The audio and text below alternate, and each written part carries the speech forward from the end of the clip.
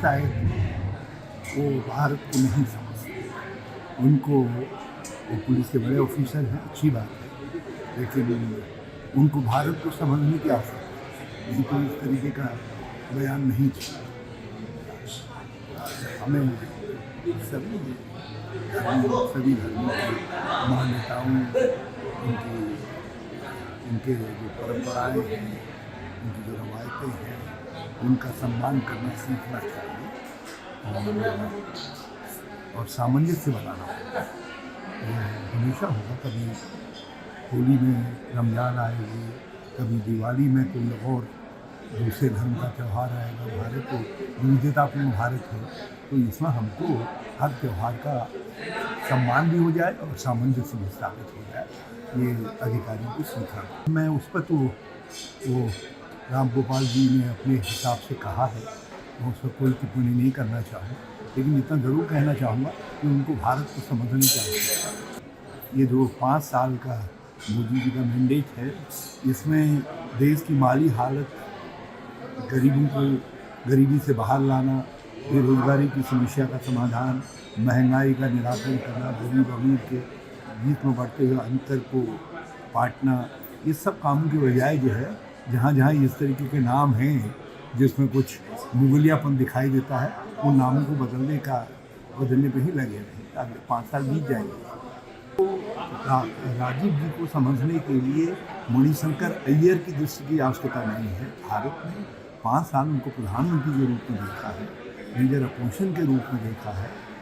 उन्होंने हर रूप में, प्रधानमंत्री के रूप में भी देश को आधुनिक दृष्टि दी, तकनीक से हमारा साक्षात्कार करा है, कंप्यूटर, मोबाइल इत्यादि जो आज टेक्नोलॉजी है, ये टेक्नोलॉजी के जन्मदाता वही है। आर्थिक उदारीकरण की भी शुरुआत उन्हीं के कार्यकाल से हुई थी। 18 साल के बच्चों को उन्होंने उन पर विश्वास किया और उनको मतदान का अधिकार दिया।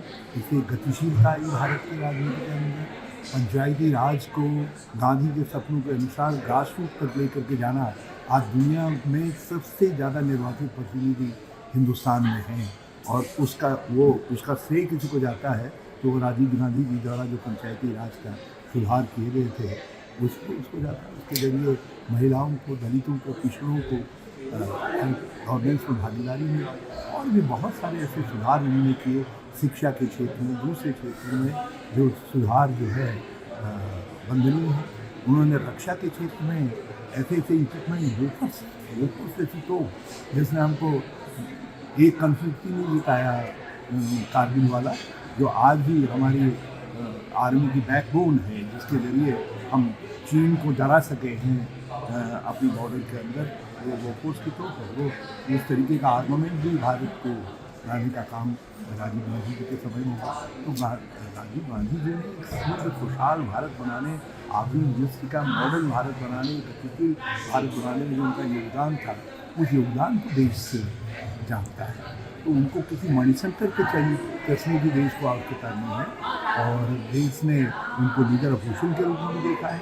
ऐसे लीडर अपोजिशन के रूप में देखा है जिसके एक भाषण में वीपी सिंह सरकार के गिराने की नींद डाली।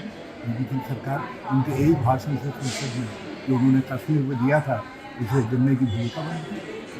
इतने प्रभावशाली लीडर अपोजिशन के रूप में दुनिया भर में घूम करके उन्होंने विश्व शांति के लिए जो दुनिया के जो महत्वपूर्ण नेतागण थे, उनसे संवाद स्थापित किया। यहाँ तक कि पाकिस्तान की तत्कालीन प्रधानमंत्री बेनजीर से भी उन्होंने संवाद स्थापित किया। तो ये राजीव गांधी हर रूप में जो है कुछ अलग हट करके थे, और उन्हें भारत को एक नई दृष्टि दी, नई शक्ति दी। हम उस राजीव गांधी को जानते हैं। उसके लिए हमको किसी मणि से ले भी है कुछ, इसलिए उसको अल्पसंख्यकों का दर्जा बना है। ये किसी एक धर्म